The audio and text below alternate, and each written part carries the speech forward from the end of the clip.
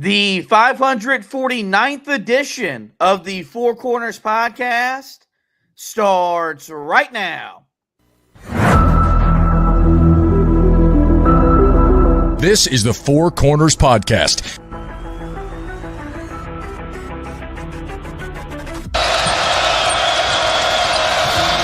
And that could make a difference. Lawson at the buzzer.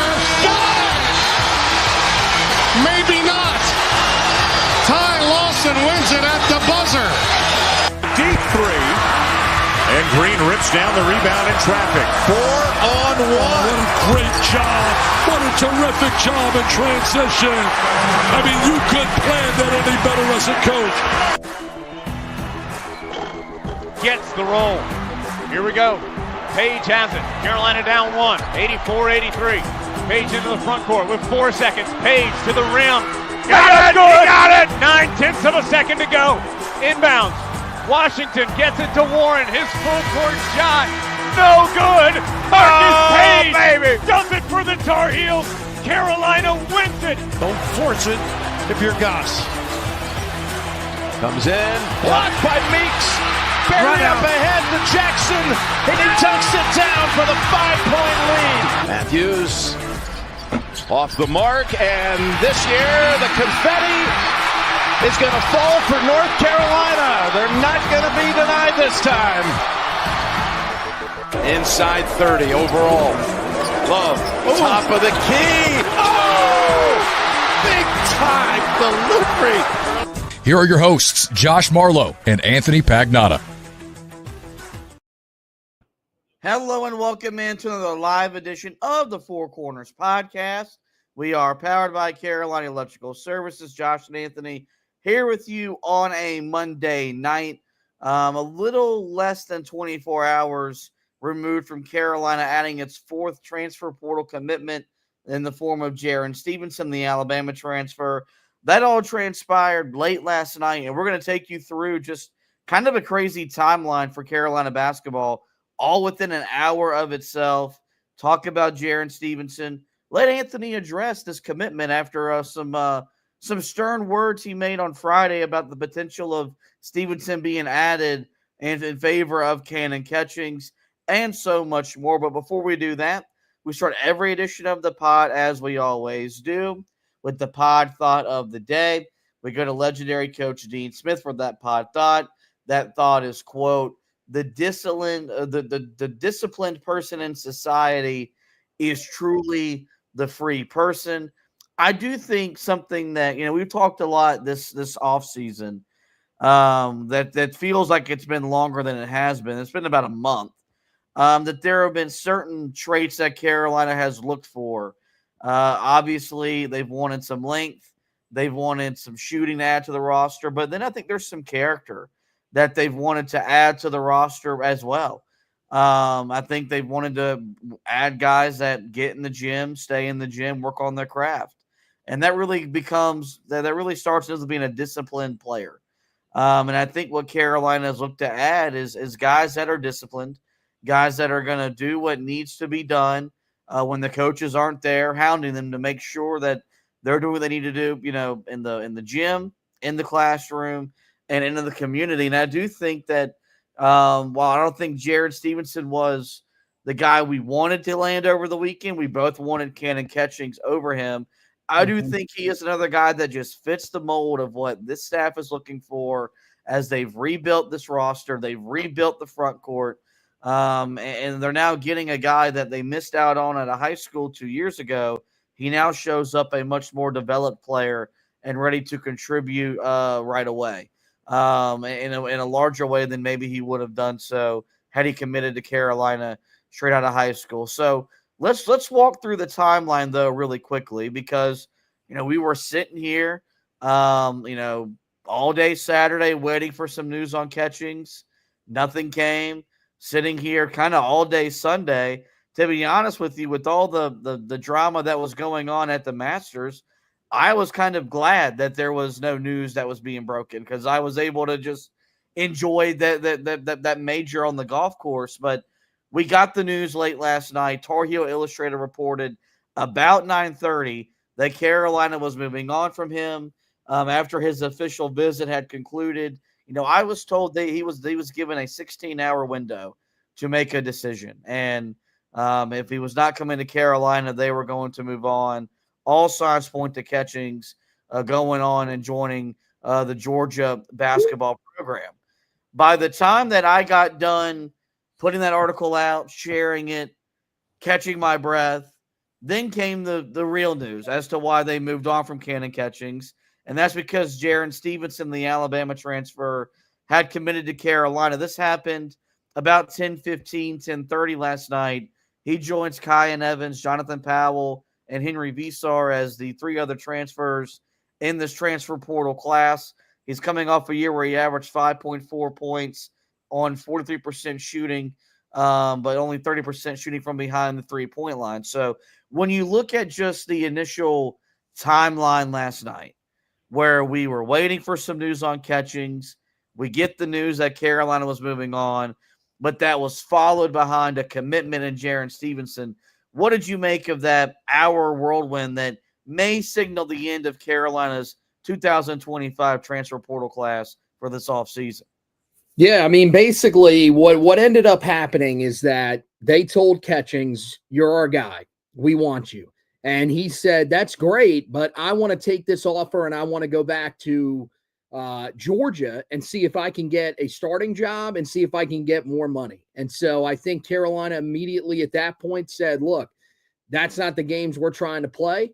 We want you. We want you for a specific role. We want you for a specific amount of money, and we're not going to pay you any more than that, or we can't offer you more than what we are envisioning that you're ultimately going to be for us." And so I think that he didn't like what he heard and decided that he was going in a different direction. And the Tar Heels said, "That's fine. We're going in a different direction as well." The good news is that you had Jarin Stevenson to fall back on. And we knew that going in. We said that was the reason or that was the situation that we wanted. We wanted Catchings to be the number one guy, and we wanted Stevenson to be the secondary option.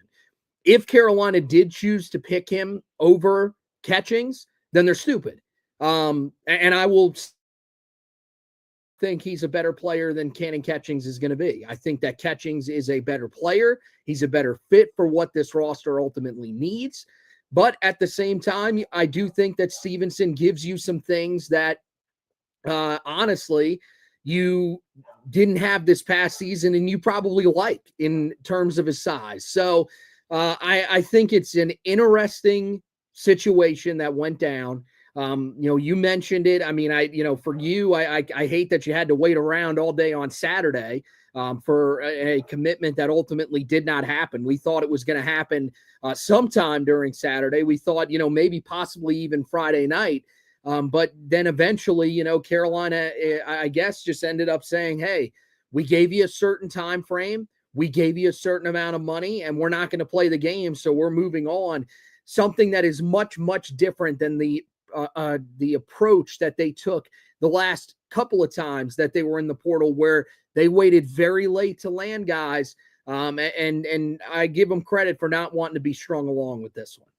Yeah, no, I think what you got to like is that it feels like with every player that Carolina has gotten involved with, whether it's been serious involvement or if they're just in the talking stage, if you will, of the relationship, they've been firm about this is what we're looking for. This is what we want. This is what we expect. Also, this is the threshold of what we can and what we will pay you. And then, you proceed from there. I don't think they're going too far down the rabbit hole of investing their time into these guys. And then when it becomes a money issue, when they get to the money, then there becomes, then that's where something goes wrong. You could argue that's what happened with Catchings because he made, he scheduled the visit. But I mean, who knows? There could have been something while he was on the visit that Georgia came back in with with a different offer that Carolina could not or was not willing to meet. And so, but the fact they had Stevenson in their back pocket, I don't think was a turnoff to Catchings because everything told you that they wanted Catchings over Stevenson. But in this day and age, you've got to recruit two people at the same time. just because you don't want to get stuck with neither. And so Carolina was able to, move on from the Catchings, but move right to a guy that, was, a guy that this staff was heavily involved in recruiting. He's a Chapel Hill native. He has a former teammate of Drake Powell. So, there's a lot to like about Jarin Stevenson. And look, the numbers are not going to blow you away. They're not going to wow you. He has not been a statistical monster, if you will, at Alabama this past year. As I mentioned, 5.4 points, 3.4 rebounds, shot 43% from the field, 31% from three. For his career, a 5.3 point per game score, 3 rebounds, shooting 42% from the field, and 31% from behind the 3-point line. But this guy is 6'11". And now all of a sudden, you're looking at a front court that, this is not hyperbole, is as big as any front court in the ACC has to offer. And this is without Ben Allen Lubin affirming his commitment for next season. That's still the expectation. This is not expected to sway that decision. Of course, you just quite never know. He could decide to go in the portal and go somewhere else, or a school may come along that can offer him something more than what Carolina is offering right now. But, if we're going to assume that he's back, I mean, you're talking about having a 7-footer and Visar on your front line, a 6'11" Jiren Stevenson on your front line, Ben Allen Lubin on your front line, James Brown, who's projected to take a step forward this year. And then all signs are pointing towards Zayden High being back. And all of a sudden, Carolina's got the size and the length that, A, you're used to seeing them have, and B, which quite frankly you need to have after the way you just got pummeled this past year against major power conference opponents. When you look at Stevenson and the lack of production, I do think he was not maybe used the way that he was envisioned of being used when he got to Alabama. I think the emergence of Grant Nelson, I think, also may have played a role in that as well. I think the one thing Carolina's got to figure out with his size is he going to be a 4-man that you're going to want to stretch the floor, or is he going to be your 5-man and now you're platooning 2 bigs, Stevenson, Visar, with Van Allen Lubin playing the 4? Because I do think that's going to be the biggest key to Stevenson being a success here, is finding the ideal role and fit, something that I don't think Nate Oates in Alabama ever figured out during his time in Tuscaloosa. Yeah, I mean, it was a weird career at Alabama because, I mean, he had moments where he shined, but there's also a lot of moments where, especially on the offensive end of the floor, he struggled. I mean, one of the more inefficient players for Alabama in his time there. I mean, this year, saw his minutes, sort of go up slightly, but it really wasn't a consistent role because, when you're shooting 42.9% from the field and just 30.7% from three, it's hard to keep you on the floor, especially for a guy that's supposed to be playing that 4 spot. As you mentioned, the thing that's amazing is that if you look at his percentages shooting wise inside of the 2-point arc, when you go back to you go back to the first game or his first season last year, 59.6%. You look at this season inside the arc, 66%. Very productive. Exactly what you would need from a guy of that size. But the problem is that he attempts almost just around 1.5 shots from there per game. Instead, he's focused on his outside shooting game, where he shot 31.7% in his first year. And as I mentioned, 30.7% this year. And he attempted 2.7 shots per game from out there. It doesn't make any sense why he's an inside out player, or why he more of an outside in player, rather. I don't understand that, because when you're that efficient at the rim, why would you not look to attack the rim more? But this could look at the system that he played in. That's the thing. Is it the system that he played in, or is he really just not that good of a player? We have no idea. I mean, we don't know what he will be with more of a high volume at the rim. Will he be a guy that still shoots that highly, or would that percentage end up going down a little bit? We don't know. And you also have to wonder, is he ruined by what he, the system that he was in under Nate Oates? Is he a guy that's just going to be his mindset no matter where he goes? There's really no way of telling. I think that this is a pickup where depending on what Van Allen Lubin does, he's not even your starter. Like, I don't think he should start over Van Allen Lubin. That would, if I'm running this team and I'm starting a guy at the 4 that has size, I am starting Van Allen Lubin over him because I think that he is a better player. I think he's a better rebounder. He progressed on the offensive end of the floor. He's a better offensive player, in my opinion. And I think defensively, there are some things to like from Stevenson. And that's the reason why this pickup is one that I can somewhat get on board with, is just because of that. But I still think that Van Allen Lubin would be the guy that I would start over him alongside of Henry Vasar. So, I mean, I think this is a guy that should be comfortable coming off the bench, and hopefully that's a role that he's willing to accept here in Chapel Hill, just like he had to accept when he was at Alabama. I think in an ideal world, this is a big that comes off your bench and is just a rim runner that can get inside the paint, can live there, can catch lobs, can get dunks, get easy points for you, while on the other end giving you some rim protection and also just being the rebounder, whether he's in a starting role or coming off the bench, that Carolina just lacked out of that 4 spot this year for the majority of the season until Jalen Withers got inserted into the starting lineup. And like guys, let's not forget, man, this team was a rebound away from beating a Florida team on a neutral court. The same Florida team we just saw a little over a week ago win a national championship. So, if that area would have been solidified, whether in a starting or a bench role, and let's say Stevenson was a part of the closing 5 this past year, and that's his role, how many games does Carolina win that they lost in the non-con? I'd probably say at least 2.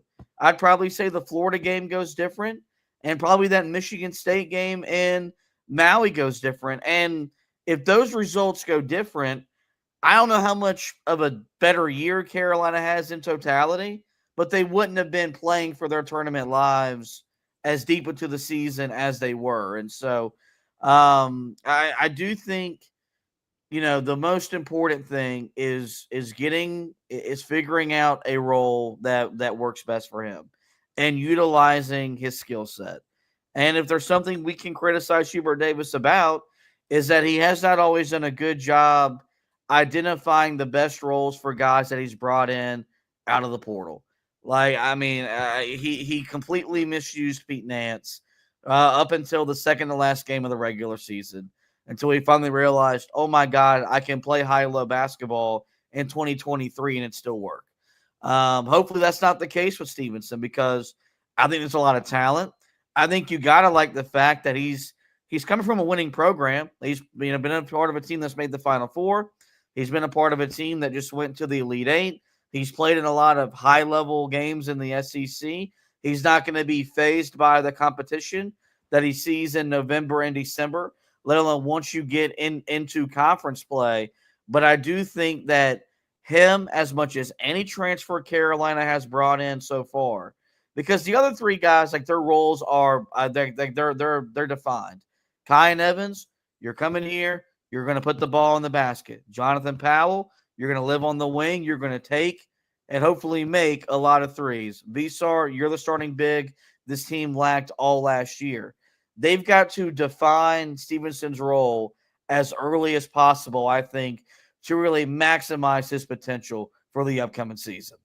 One of the things here that's interesting, Robbie Schneider brings it up. He says, all I'm saying is that Stevenson, Vasar, Lubin, and Wilson can't all start. This is a good point, is what does this actually mean for Caleb Wilson?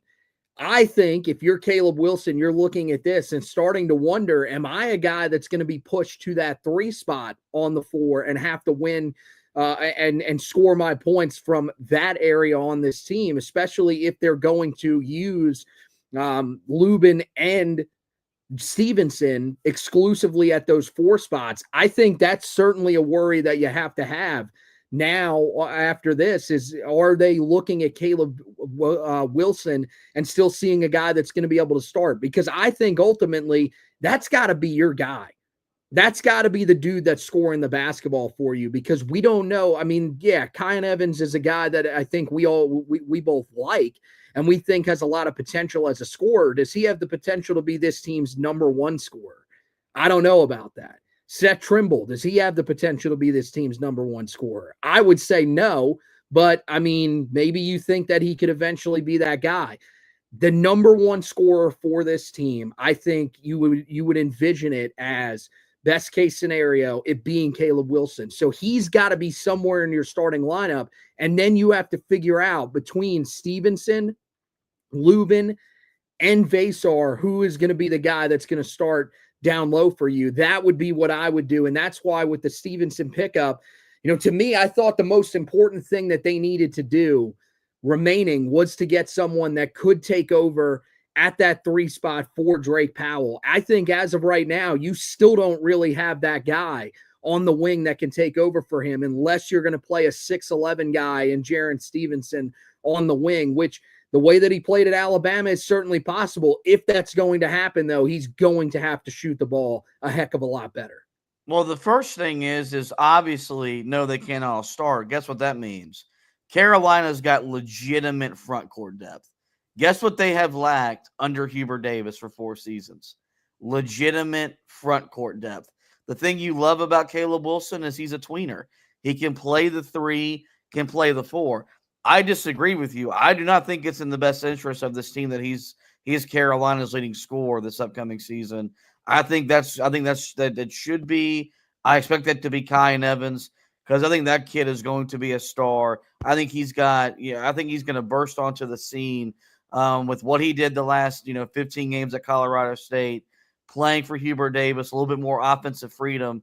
I think that should be the guy that is driving what this team does offensively. But the thing about Wilson is he can play the 3 or the 4.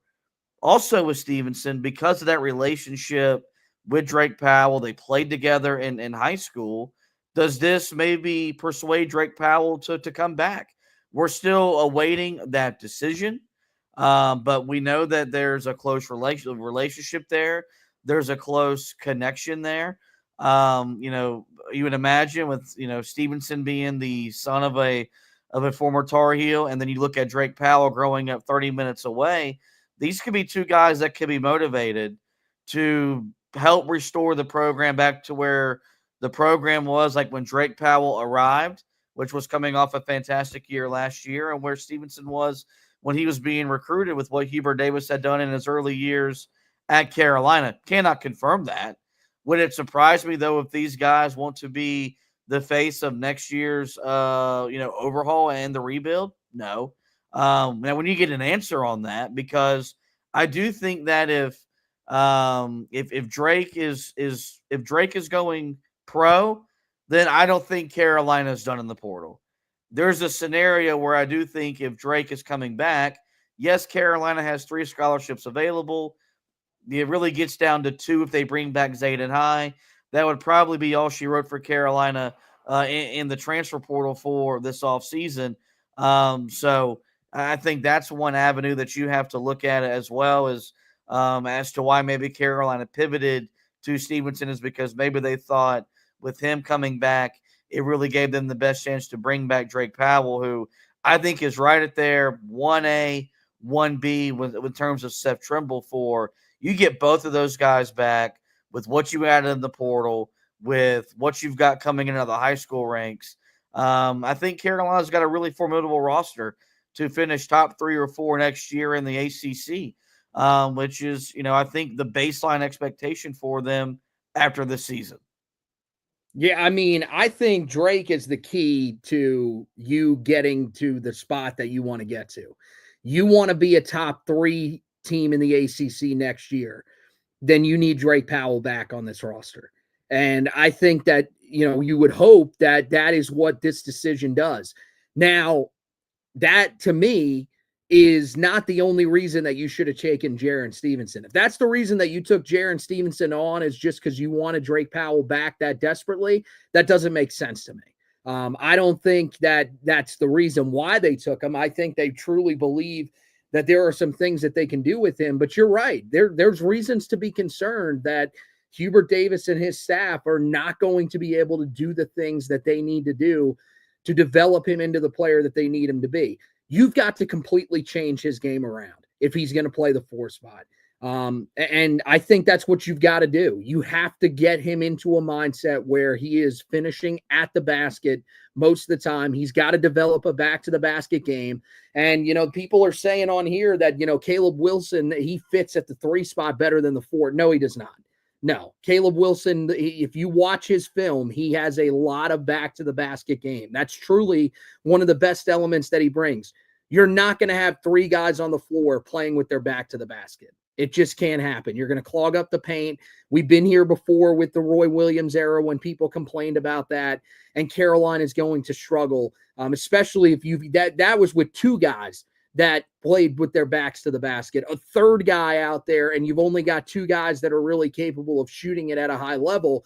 Certainly not a recipe for success. So I think defining his role, like you said, is the most important thing. He right now is basically like in football, a guy that's, a hybrid player as an edge rusher or a linebacker and a safety. You've got to figure out what exact role he fits and what you want him to be. And then you have to mold him from there. If Carolina wants to make him a more traditional 6'11" type player, then I'm here for it. All that depth in the front court, you need it. Because last year you didn't have it. And now you've got it. You've got legitimate size. You've got legitimate depth.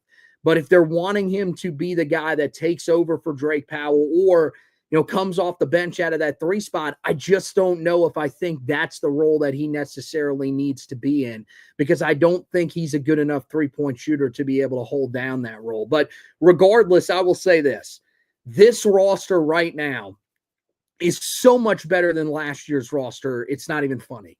I mean, we are talking about a major, major upgrade in talent and depth. And this is a group that I think legitimately can compete to win the ACC this upcoming season. Because, Louisville, really talented team that's going to challenge Duke as well.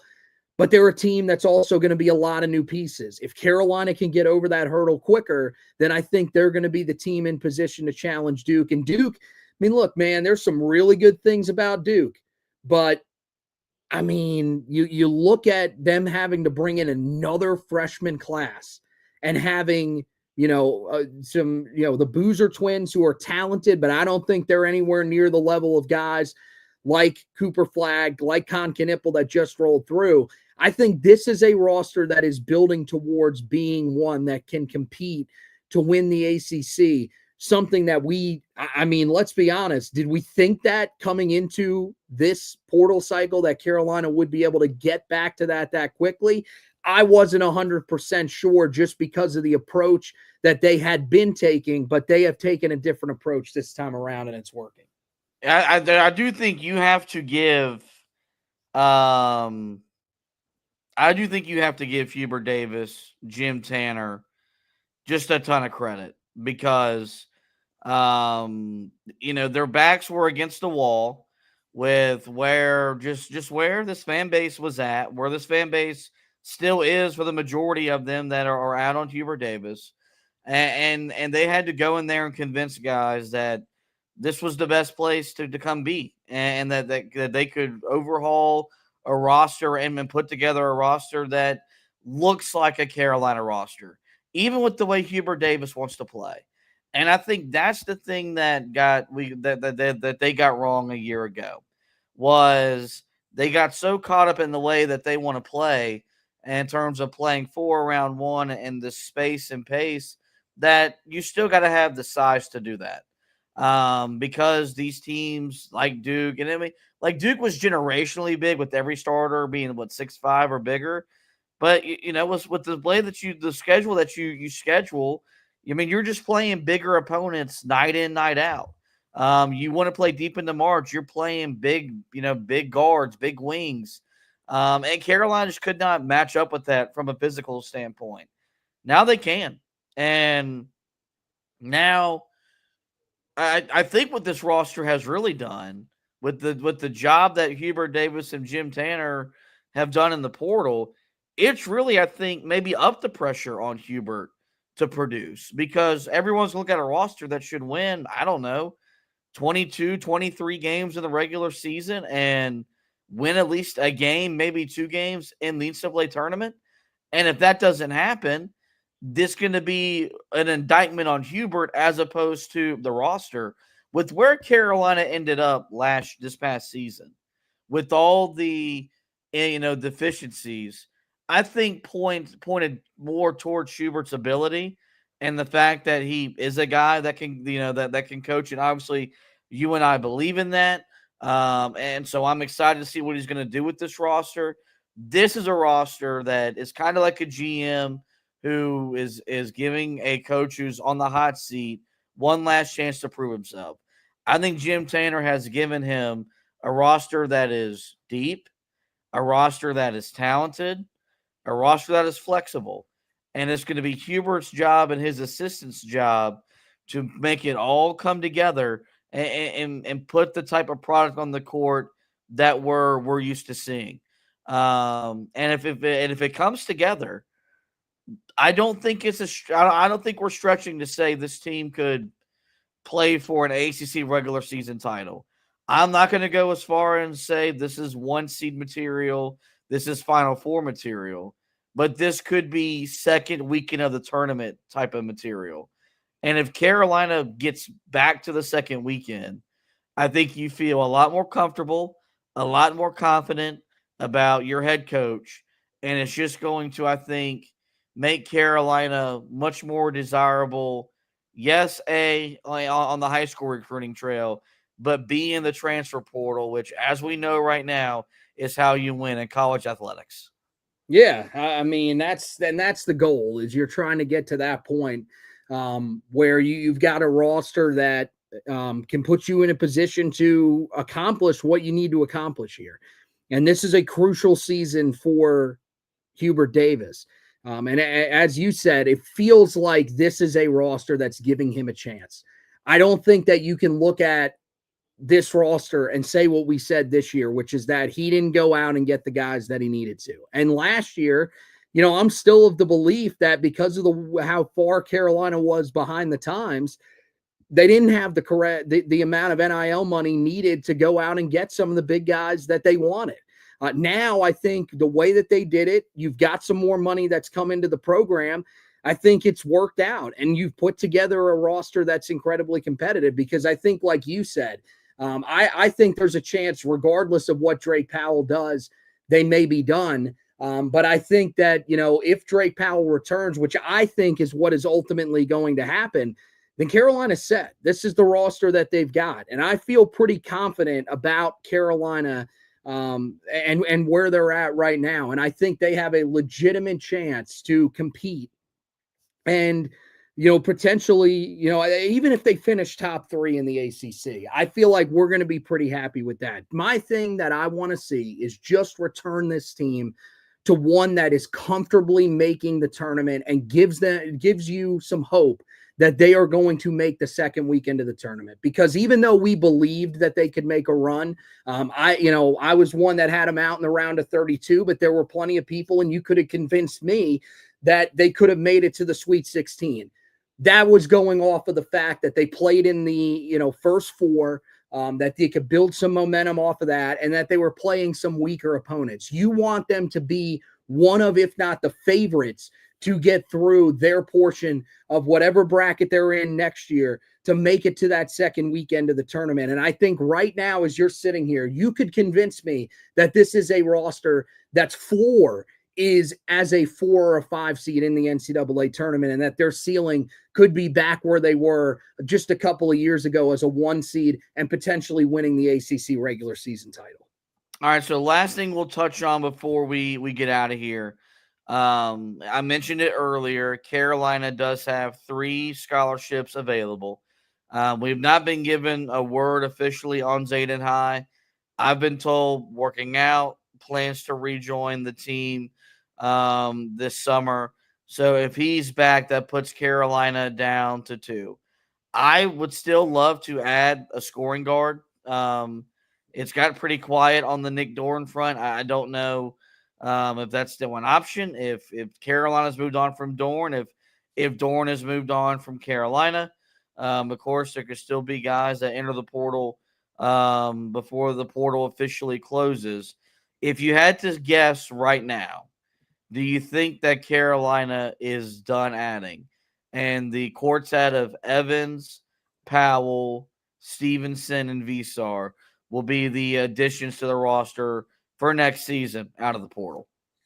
I would say yes. I think that right now Carolina is probably done, but I'm with you. If they were willing to take on a scoring guard, I would not hate it. Especially, a guy like Nick Doran, who I think would probably come off the bench for Carolina, but I think would provide enough of a scoring punch off the bench that you could look at that as a legitimate move for Carolina that still helps them.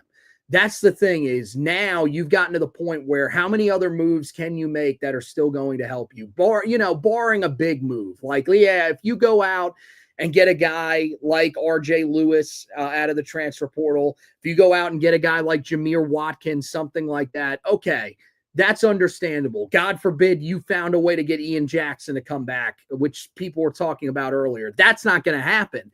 But let's say one of those types of caliber of players is out there and is willing to come to you. Then yes, you to me, I think you go ahead, you make that move, and you bring them in to start over Seth Trimble. Seth Trimble's the guy that comes off the bench for you. But Nick Doran feels like the perfect person to me, because that will still allow Seth Trimble to be a starter, which I think is ultimately why he came back and why he wants to be here. But you'll also have a scoring punch that I just don't know that Seth Trimble is able to bring to you. So I would love it if Carolina went that route. And then, yeah, you give that final scholarship to someone else, one of the walk-ons. Maybe there are 2. I do wonder, you wrote down on here, what does it mean for Vin Allen Lubin? I do think that is certainly interesting too, but I think ultimately Vin Allen Lubin probably is back. I think the more interesting thing is, what does it do for a guy like Zayden High? Because him and Stevenson, I think, are going to be similar players, to be honest with you, especially with what we saw from him this past offseason, where he improved himself as a shooter from the outside. You're probably looking at guys that are playing similar roles. So is there a spot still left on the roster for a guy like Zayden High? I guess we'll just have to wait and see. If there is, it's probably going to be a deeper depth role, and he's going to have to earn his playing time. So I think that's the interesting thing with the expanded roster, is that it still means that Carolina has a chance to potentially go out and get somebody.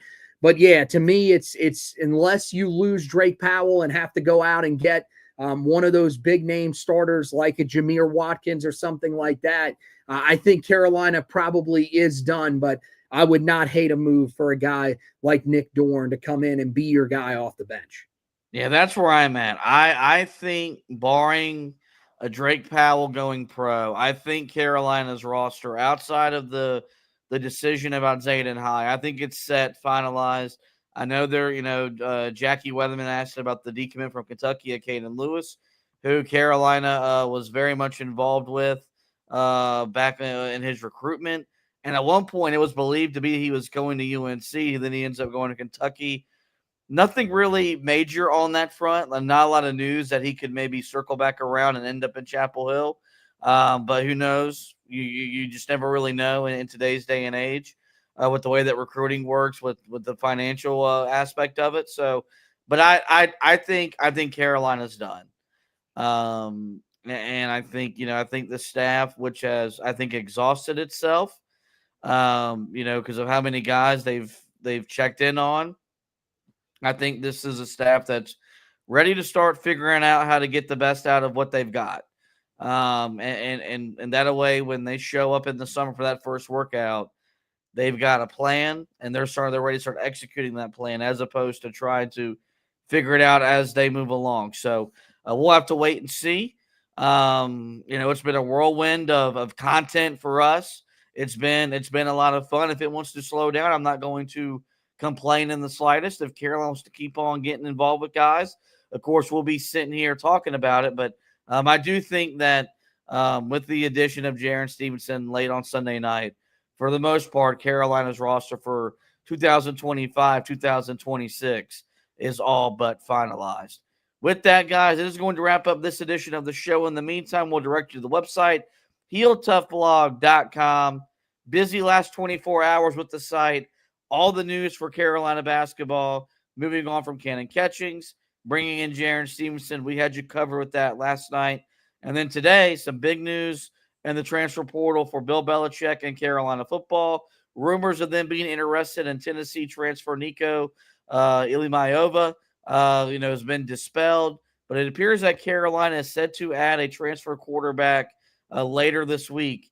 Anthony has you covered on that front. We'll be doing an edition of the podcast about that, as well as spring practice came to a close over the weekend. But it appears that Carolina is looking to add another signal caller to its roster. Simply put, guys, we encourage you to visit our website.